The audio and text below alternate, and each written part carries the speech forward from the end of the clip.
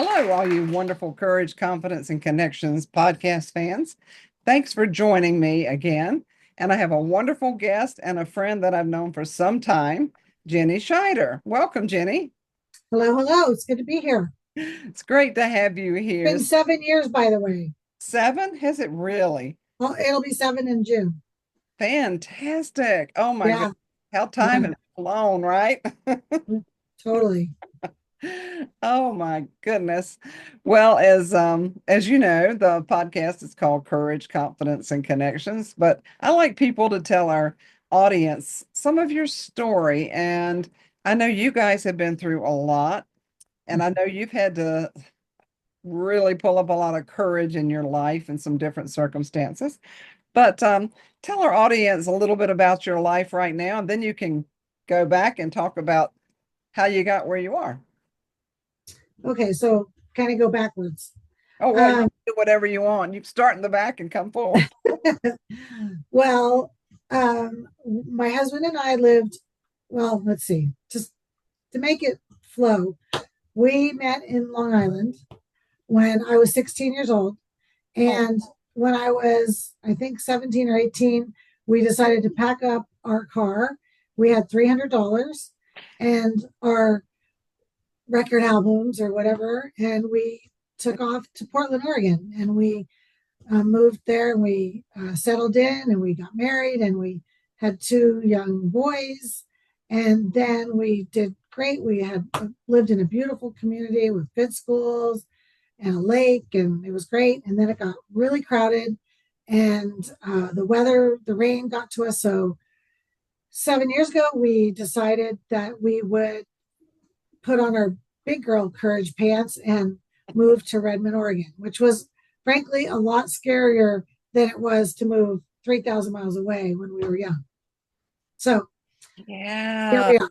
Yeah. Wow. I'd completely forgotten that you traveled across country as teenagers, and that is mind blowing. Now, I think when we're in our teens or young adults, the courage, you don't even think about it. You just do it. Mhm. You just do it. But that's a long haul. I mean, goodness, 3,000 miles at least.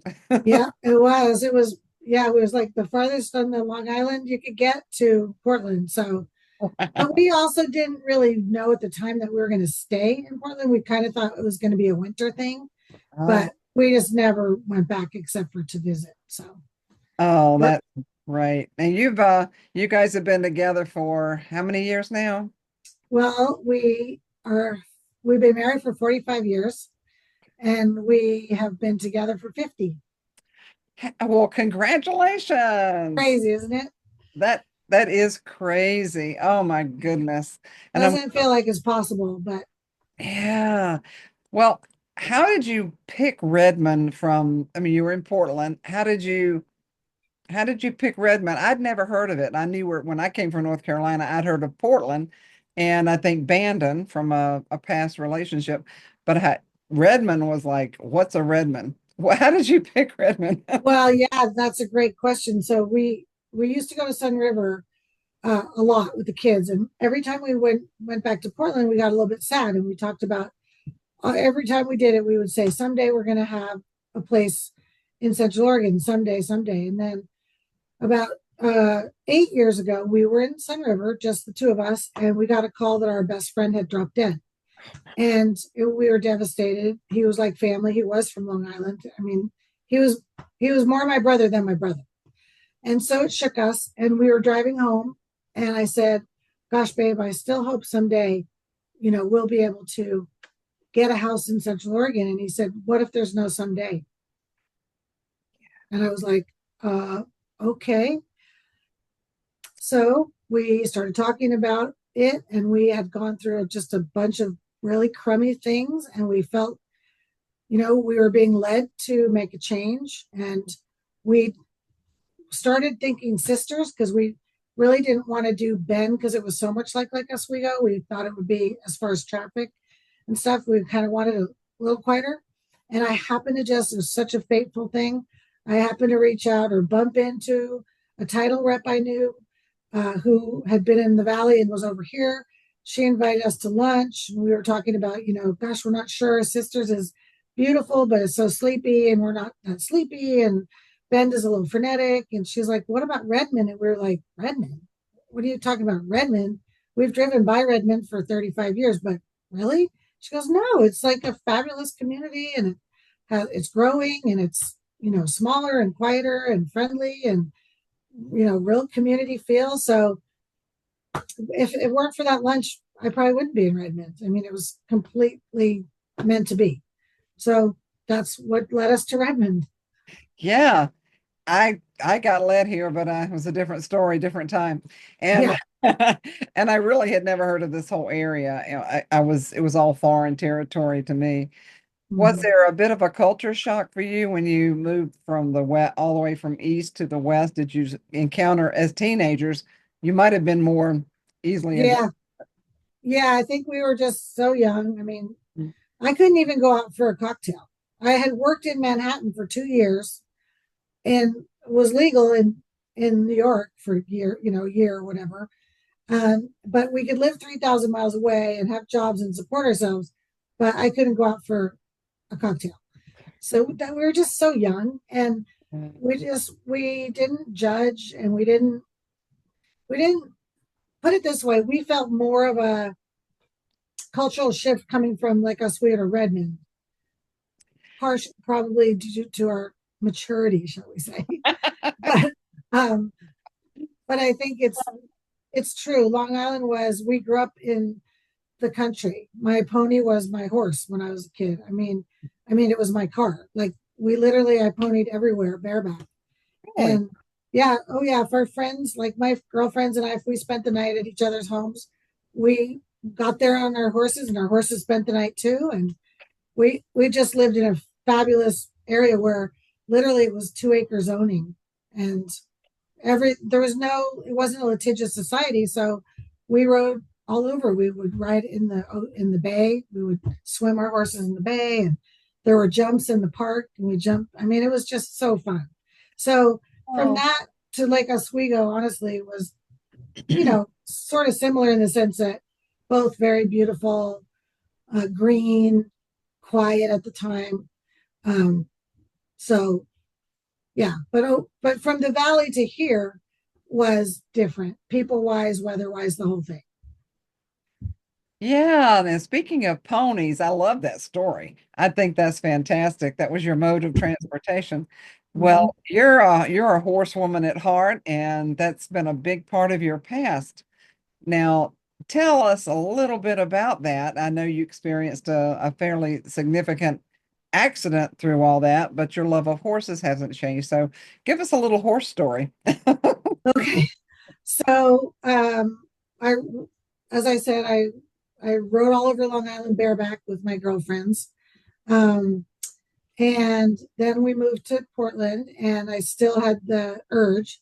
So I got involved in Lake Oswego, and I started riding again. And then I started competing. I was doing jumping and eventing.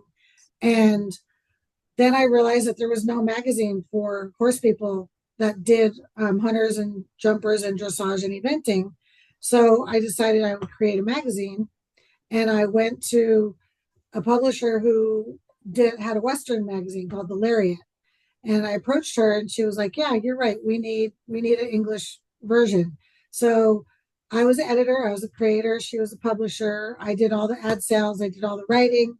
I got all the horse groups involved. They each had a page to report their monthly activities and wins and loses in. It was called In Stride.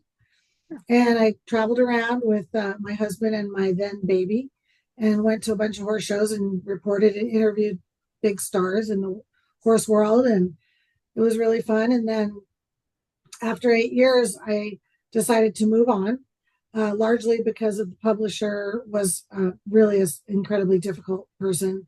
And I just needed to disconnect from that environment. So then that's when but I still kept writing, and I still kept competing. I ended up selling, I had a second child 5 years later, ended up selling the horse I had, but I knew enough people that they would ask me to help them out.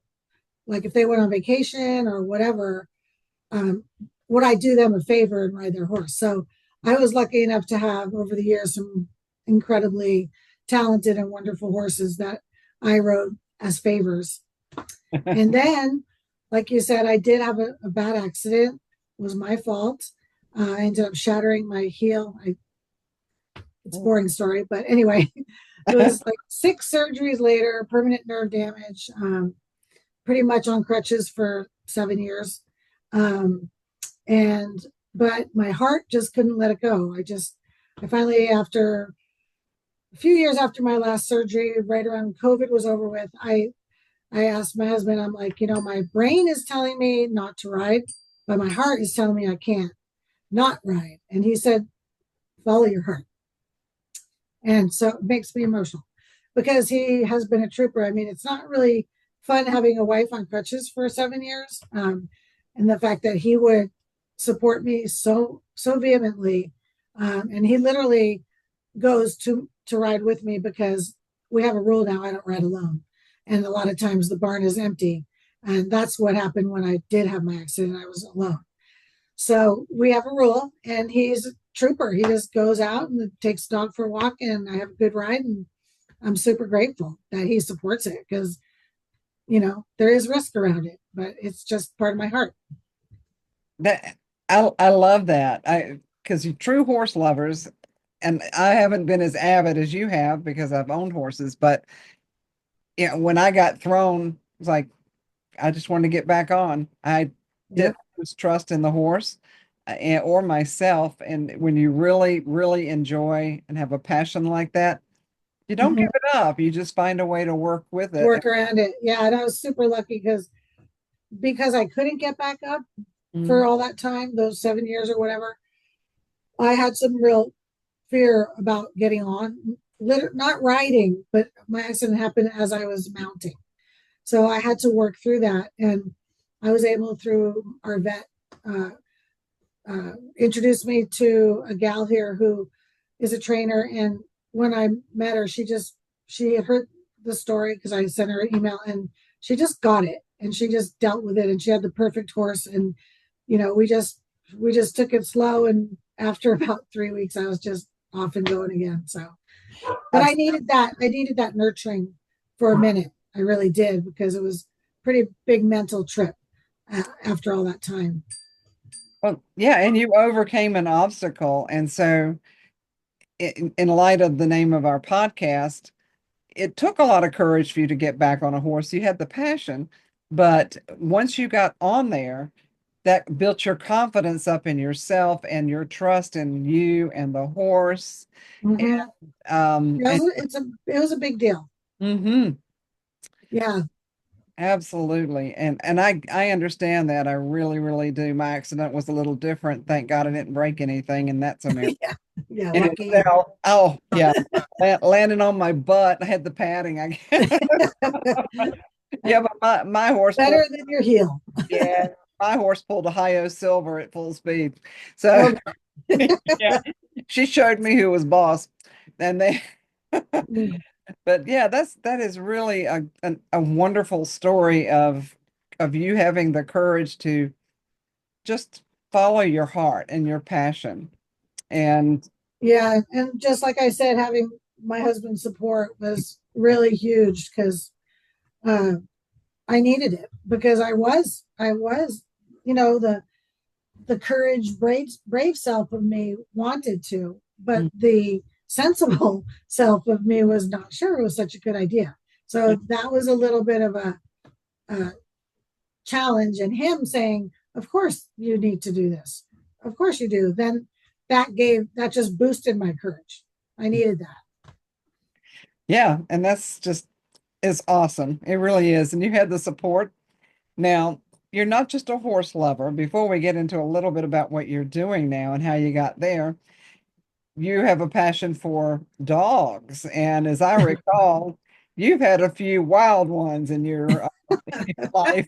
Well, I don't know if they're wild, but our Jack Russell was a handful, I'll tell you that.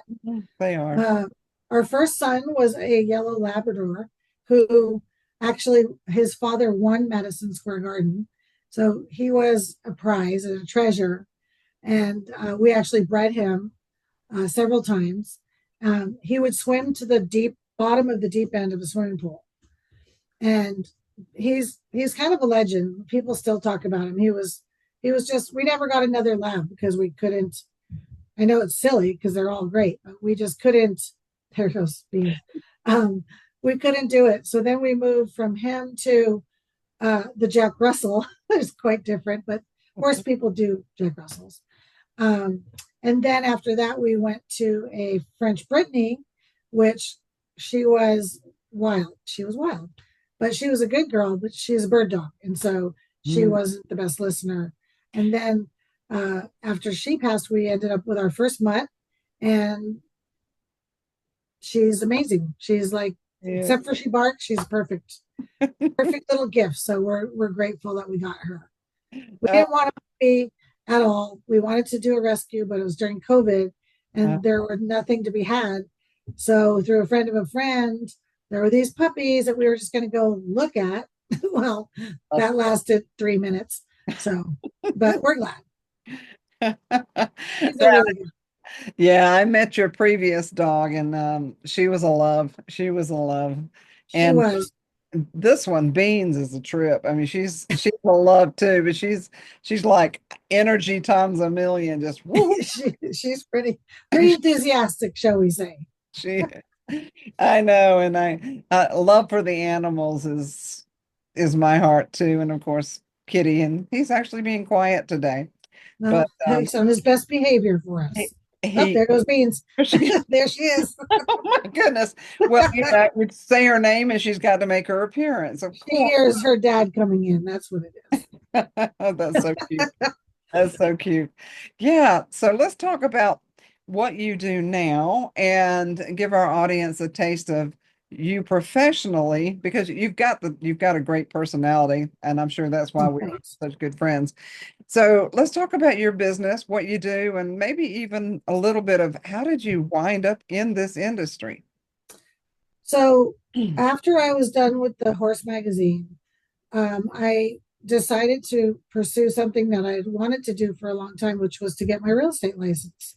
And so Oh, look who that I'm is. Oh, thank you. Um, hi, Janet. anyway, I Maybe had um, beans come. I had decided to get my real estate license, and so I did, and I did that for 11 years in the Portland area.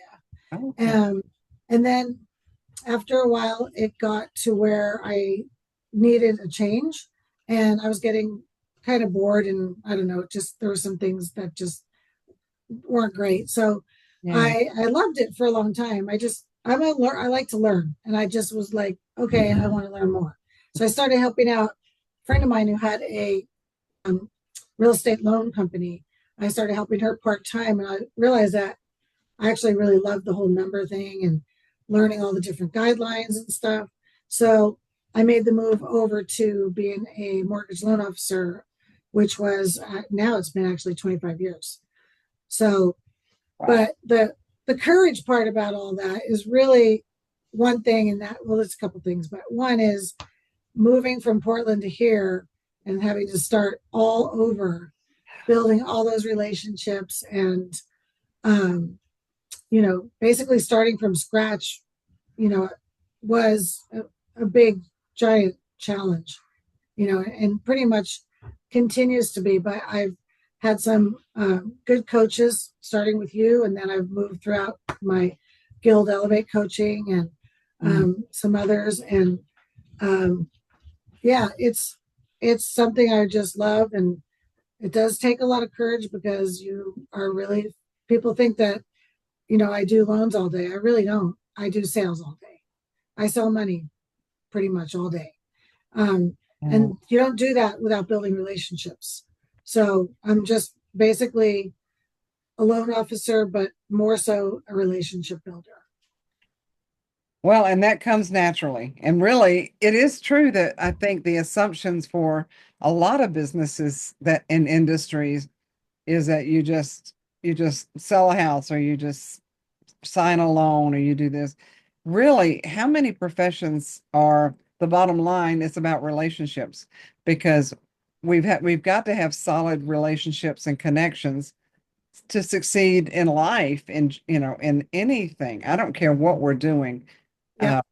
We're never stand alone. And I was If you're having uh Yeah, if you work in a bank branch or something or credit union and you sit there, 8 to 5, people are going to walk in and ask you for money.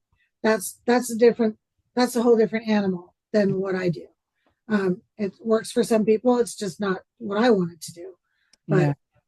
but yeah, no, I love it, and it's having to rebuild here has made me so much better at what I do than I was there Yeah. because I had to. I didn't have a choice. And so it's pushed me way outside my comfort zone on many occasions.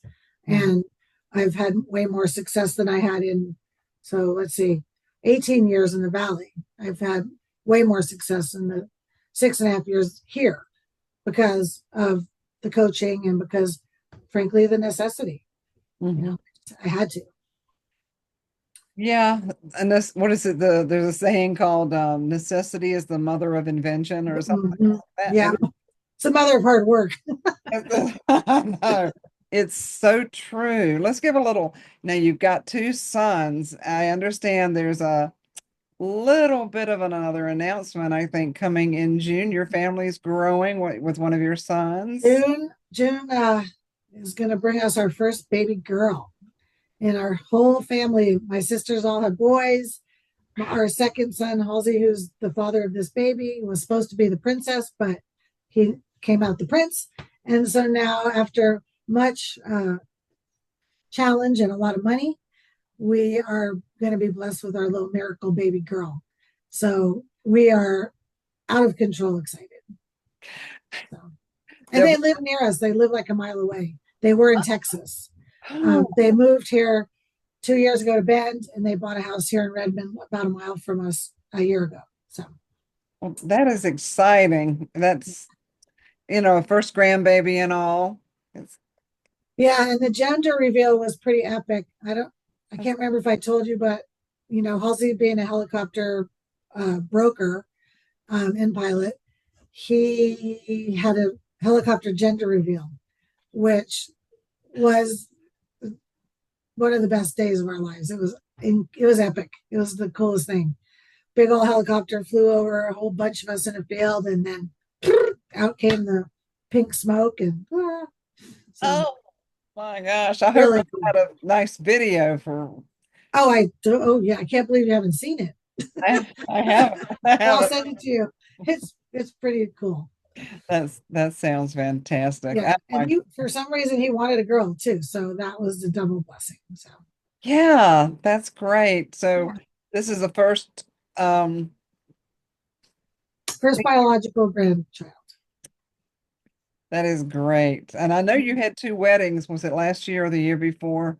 Both sons got married like really close together. Yeah, we Great. had the older one got married about 3 years ago, and the younger one who's going to have the baby, they got married twice because they got married during COVID. So we had a tiny little wedding up at Pine Martin Lodge, halfway up the mountain, a bachelor for them, and then they had the big one a year or so later in the valley. So yeah, so we had three weddings in like 2, 3 years. So yeah, Oh, it was fun.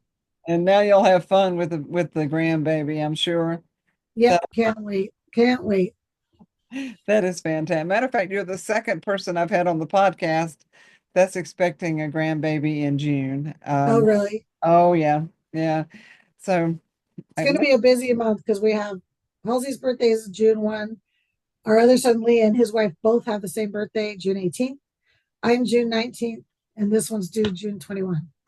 boy, So, and then there's Father's Day, always in there. So, always in there. Yeah, June's yeah, gonna be packed for sure.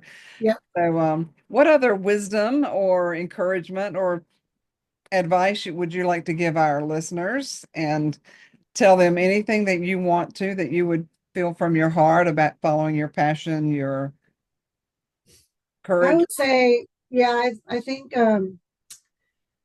probably the most would be even if something is terrifying, just know that by forcing yourself to do it more than once, more than twice, more than 3 times, it really does get unterrifying. And the pride and the sense of accomplishment that you get from having pushed yourself past something that is really scary, is really 100,000. It's worth it because it's worth it financially, but it's worth it because it's worth it emotionally. So I think it's always, never stop because you didn't do something right the first time. Just don't do that. I once had to speak to a group of agents in the valley, but the person I was doing it for didn't tell me I had to do it. I thought I was going to be introduced as a person, and then all of a sudden I was on the podium, and it was pretty awful. It left me somewhat, uh, you know, lack of confidence times a billion when it came to public speaking, because that moment was just terrifying because I wasn't prepared. And so, years later, I've learned through just pushing myself that I can do it, and I can do it, and I do it. And I think that, Guild uses this Rhino philosophy that's based on a book called the Rhino Success. And it's just all about, charge and push through it. And, that's kind of our deal. And so I kind of just approach my career like a rhino, because that's the way to get things done. You're not gonna get anywhere being passive. You have to get out there and put yourself in, frankly, some really uncomfortable positions. But like I said, the joy and the confidence and the emotional high you get from it is worth chasing after. Absolutely. And your influence on people coming up in the industry will impact generations. And your methods, your ability to build relationships, maintain them. And I've seen your reviews and people love you. We all do. Thank you. And Yeah. I also love, I love working with new agents. It's one of my passions, because between the real estate and this, you know, I'm comfortable with that. I love it. It's like my heart work. I don't have to even try hard. It just comes naturally. I love helping the newbies, and, not just with loans, but just with the courage and a path and coaching, because a lot of them can't afford a coach when they're just starting out. They're just spending money. They're not making any money for a while. So that's a big part of my business, and it's a win-win, really. I think that's fantastic. So we'll have to talk more about that because I run across people who need that type of support. So yeah, and I see Yeah.